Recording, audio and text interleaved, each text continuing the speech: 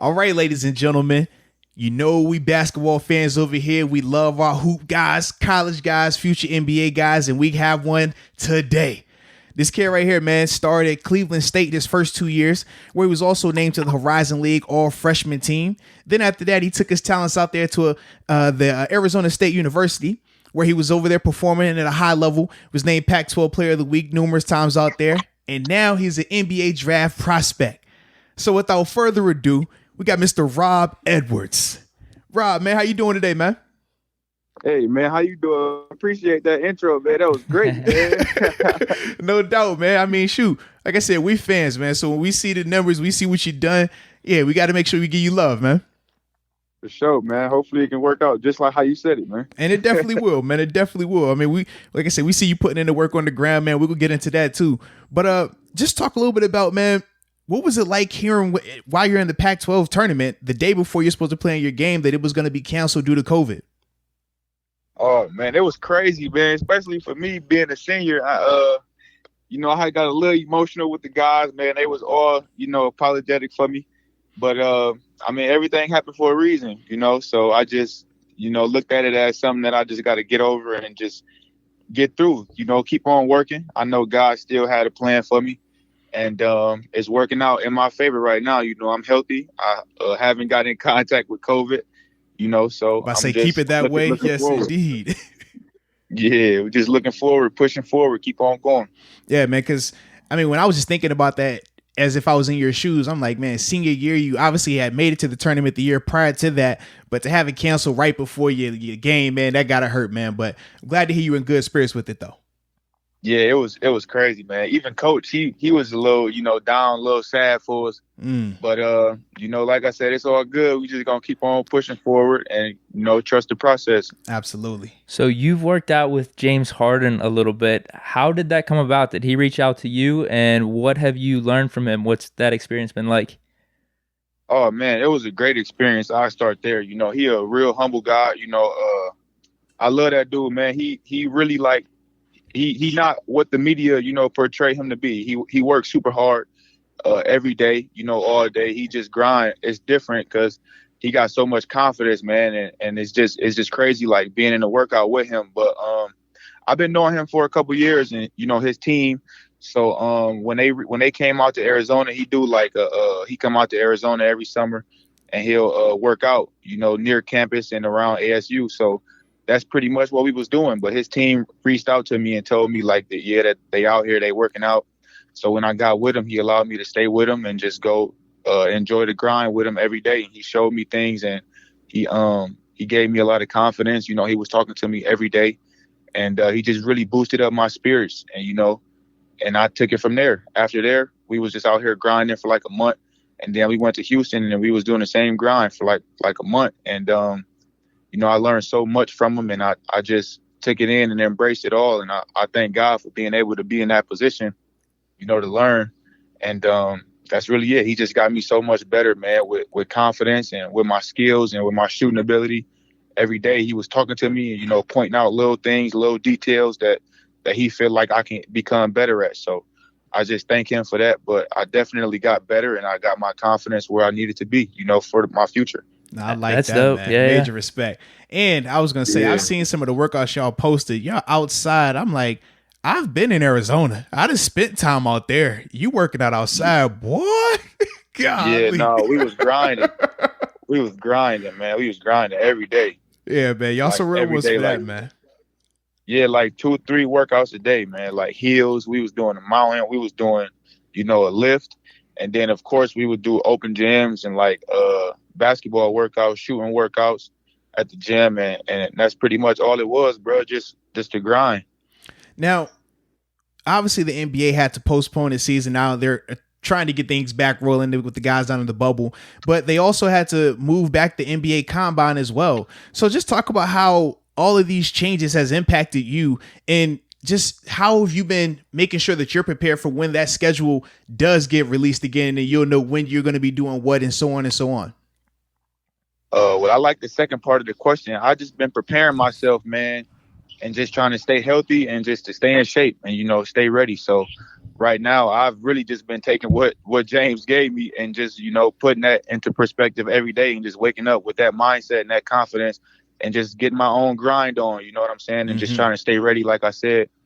And I'm not sure what they got going on, man, after the draft or when the draft is. I know when that is, but I don't know what they got going on before that or after, as far as coming in, working out with teams or a summer league. But, I just leave it up to God, bro. Really, I just do what I can every day, try to get better, try to stay in shape, stay healthy, like I said, and just continue to grind. There's no telling with the virus going on, like when they going to have things going on. So I just try to stay in the best shape possible so that when the time comes, I can be ready for whatever.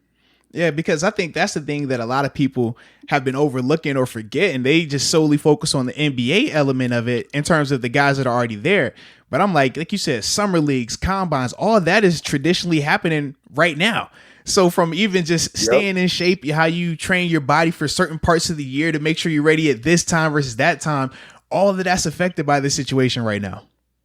Yeah, everything is, man. So it's just really just listening out, to my agent and just what he got to tell me, what he got to say about things, and trusting him, and just like I said, staying in shape, staying ready, because you never know, the team might call you in, and you got to perform. But I have been, I talked to a few teams thanks to my agent, and I just been trying to, get those calls and just stay ready for those, and just try to, tell them about my story the same way I'm doing here with y'all. Just explain to them the type of kid I am and how bad I want it. Absolutely. Really. Now, is there a time in your basketball playing career that you've doubted yourself the most? And how did you get over that?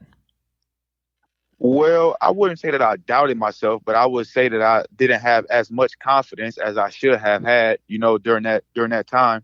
Mm-hmm. But it's day and night, man. You just got to keep your spirits up at all times. I'm not sure if you guys are familiar, but I did get hurt. Yeah. And I had to sit out. So it was a back injury, correct?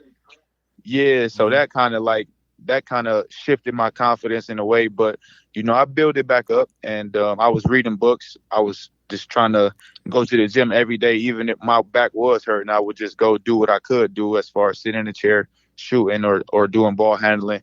But I never really lost all my faith, man. I never really gave up on myself or doubted myself. It was more so just like I really just had to build my confidence back up, to the level where I had it before the injury came about. So that's pretty much all it was. But right now it's all gone, and I'm Rob Edwards, man. I work hard every day, and my confidence level is through the roof. So, I'm just trying to stay humble and just wait my turn. Love it. What books were you reading?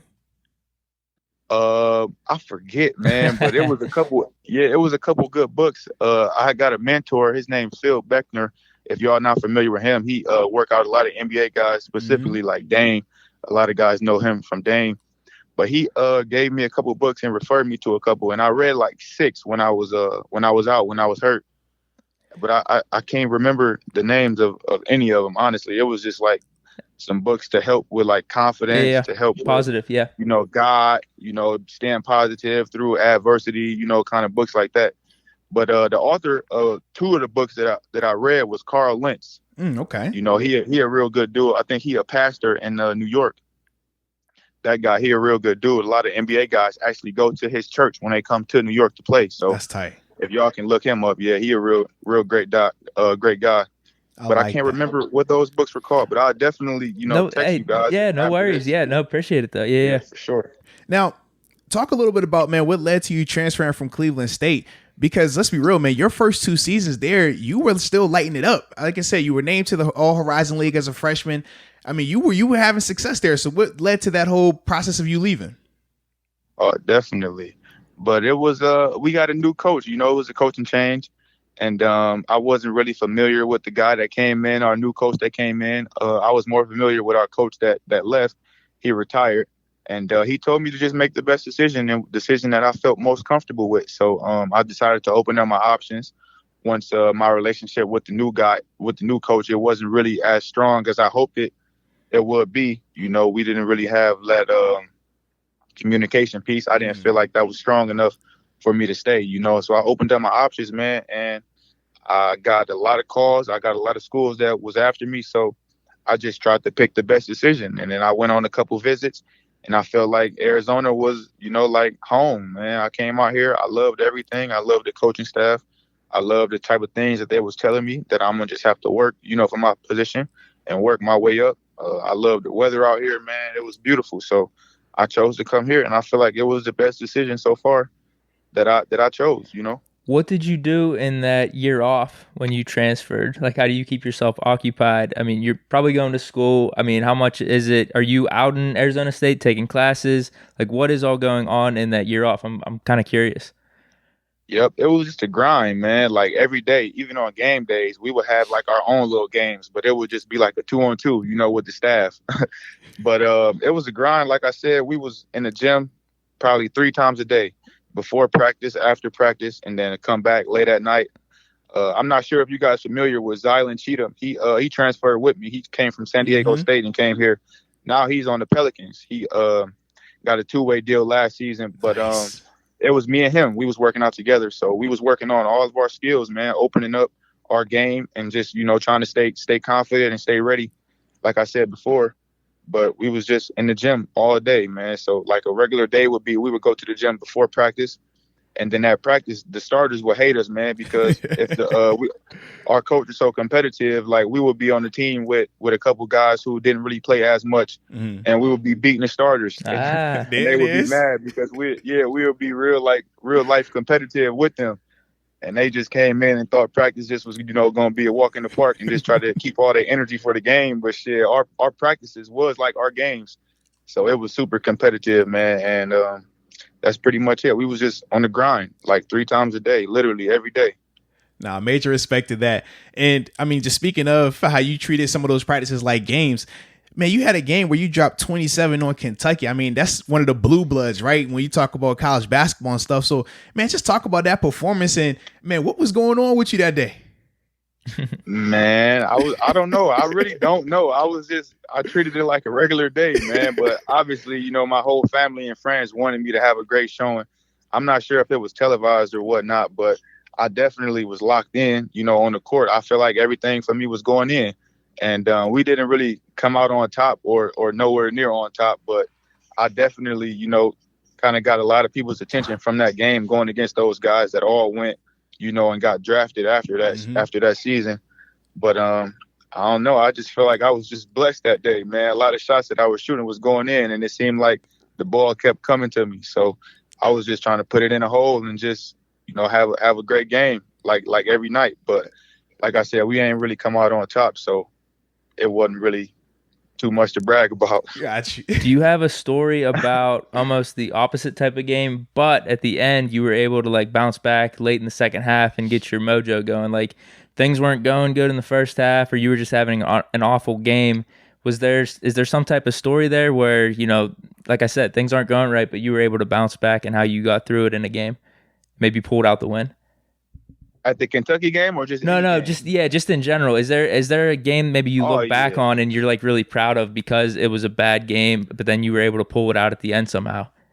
Oh yeah, definitely, man. I had a couple games like that, but recently I got chewed out by coach in the locker room. He came to me and he like, man, you this, you that, you ain't making no shots, this and that. And I'm like, all right, let me lock in. And the whole team looking at me like with the little sad faces. So it was actually at UCLA. Okay. It was at UCLA, not this past season, but the season before. And then I came out and I was just hot, man. I think I went like 7 for 9 in that half. In the first half, I only think I made like 2 shots. But to do that, though, man, I feel like you just got to be in the right place mentally. You can't really be too down on yourself. You always got to keep your confidence. I seen a post, I think it was Deion Waiters, that say, like, I'd rather be 0 for 30 than 0 for 7, because if you 0 for 30, that means you kept shooting. Yeah. And that's really how I looked at every situation that I was ever in, man. I just keep going, like, keep shooting. Don't really, get down on myself. I'm going to always bring my defense and my energy to the game, but offense, that might or might not be there every night, so the key to that is just keep your confidence and just keep on shooting, keep on doing what you got to do to help the team win. And that's what I do or try to do every night. Major respect, man. What they say, shoot or shoot, man. Yeah, you gotta let it fly, man. Yes, sir. So, man, talking a little bit about your coach. Obviously, for those that don't know, man, you played under a basketball legend in Bobby Hurley. So, man, just talk about what was that like, and what was the one thing that you felt that he did to impact you the most? Man, he did a lot of things that impacted me, man. But playing under him was crazy. Just like you really listening to a legend. Like you got a legend coming in here every day telling you what to do for practice, telling you how to shoot, telling you how to dribble the ball, telling you different type of reads. So it's just like only thing you can do is just sit back and listen and embrace every moment. That's really all it was for me and what I did every day, really. But I'm sorry, bro. My bad. What was the second part of the question? Oh, you good, man. The second part, like I said, was just how has he impacted you, or what was the one thing that you would say that impacted you the most from him? Yeah, he impacted me in a crazy way. Just like I said, just keeping my confidence and, just always going hard, man, because I'm going to tell you a story. It was one day we played U of A, University of Arizona. Mm-hmm. And the game before, like we would lose. It was my first time playing there. We would lose. He read out the numbers of the scores, and he did a suicide, man, for each point that we lost by for like the previous 30 or not 30, but like previous 5 years. And came out to like 30 suicides. So he did them all. Oh, wait. Shout out to Bobby. God, dog. Yeah. And his age, man, for him to be able to do that, man, it was crazy seeing that. So from that day forward, like I always knew his main issue with guys was just, go hard, like no matter what. So that got my respect, bro. From when I first stepped on campus, it was just I'm gonna go hard as I can for this guy every day. And that's really what I took from him. Just no matter what the circumstances, no matter how my body feeling, how my mind is, just go hard, no matter what, because it's going to pay off. Does he ever talk about the time him and all those college players beat the dream team? Oh, he always. No way. He got to brag about that, man. He always bringing that up. When we watching film, man, he's snapping on us. If we take a bad loss, he's snapping on us, and he right to it. He bringing up his story about how they won. But he hilarious though. That's my guy. Oh man, that's awesome. Oh man, that's tight. That's tight. Now, yeah, doing that. Oh, you go ahead. Go ahead. What you gonna say? No, I was just gonna say yeah, for sure. That's him. Yeah. Now, during that 2018-2019 season. Man, y'all made it to March Madness. Actually won the play-in official game, and then ended up, not having the most success in that first round game after that. But just talk about overall the experience, man. What was it like for you competing in March Madness, man? That was crazy. I would say that it was a great experience, man. It was one of the best experiences playing in college that you could have, So for this year to not have that and have that taken away was kind of, it kind of sucks, but it is what it is, man. But last season, playing in the March Madness was crazy. Like when we got there, the energy was crazy. I think we probably landed at like 2 a.m, man. But it was people standing outside cheering for us, like music playing at our hotels. That's tight. And it's just like, yeah, like this is what, this is what college basketball are really about. Getting in this tournament and just trying to go as far as you can. Like you said, though, we didn't have great success, but we learned a lot. And this season, we definitely was coming back, to get further than we did. And like I said, everything don't play out like you want it, but it is what it is. So to the guys listening, or the college guys listening, like just go hard every day and try to get in that tournament, man. And when you get there, try not to lose, because it's win or go home. So embrace it all and just enjoy your time. Hey, great advice on that, man. Great advice. Sure. Now, I got to ask, man, so you're a hooper. I love sports. We love basketball. We always had this debate all the time, Jordan, LeBron. What side you rolling with, man? Who you got here? Oh, that's tough. You going to do me like that? But no, I'm going to keep it real, though, man. Everybody I know, they understand me, so I didn't really get to watch Jordan a lot growing up. I love where this is going. Wow. I love where this is going. Yeah, no, I'm still give it to Jordan though. I gotta go with Jordan. I agree. So hold on, are you with me on this? I feel like we just have to see how LeBron's career plays out still. Like right now, I think we got to give the nod to Jordan. For sure. If you just look at the way that Jordan moved, that's what got me. Just like his skill set and his ability to just move around in the air and with the ball on the floor. You know, like it's just crazy seeing him move. You know, LeBron more of like a small forward, and I feel like Jordan's more like of a real shooter. You know, like a shooter and a playmaker. Bron can make plays too. Don't get me wrong, but it's just Bron move. He moves differently. It's not as fluid as how MJ did it, man. And you know, then you got to put the rings into it. You know, talk about so I would say I'm taking Jordan, man. I like it. Yeah, I'm like one of the biggest LeBron fans. Me and Moats both are, but we've disagreed on this point before. I say you give it to Jordan right now and just see how LeBron's career plays out. If he gets 1 or 2 in LA, man, I think that's something to think about then for sure. Let's see how his longevity plays out. Yeah, he definitely changing the game though. Being able to, you know, switch teams like that and still get a ring, that's tough. Oh, absolutely. So I got respect for Bron. Like Bron, really one of my favorite players. You know, it ain't no knock on him, but I just got to go with MJ, man. Just the way that he played the game of basketball was just crazy. Well, Jordan got the better shoes, so there we go. I'm going to roll with him right now.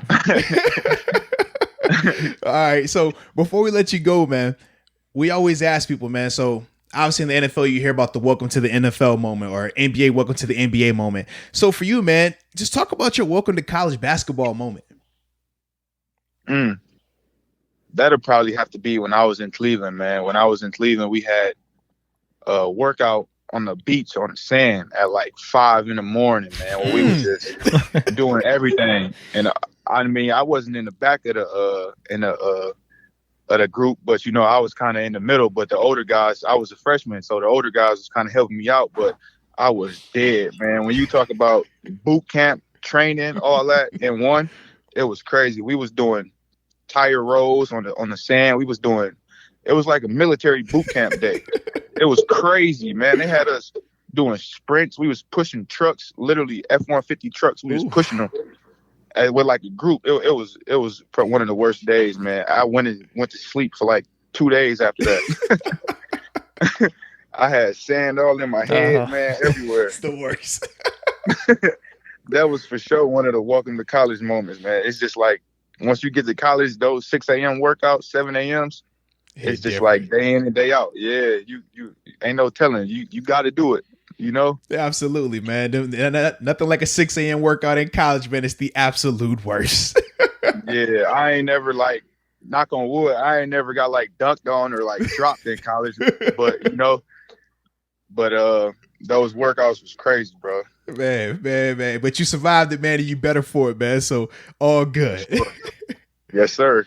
Hey, well, Rob, man, we appreciate you again, man, hopping on the podcast with us, man. Wish you nothing but the best going forward, man. We know you're going to keep being successful, man. Just keep that same positive energy in everything you do, bro. For sure, man. I appreciate y'all. I really do, man. Yeah, bro. Appreciate it. This was awesome. Thank you. Thank you. All right, Yes, peace. sir.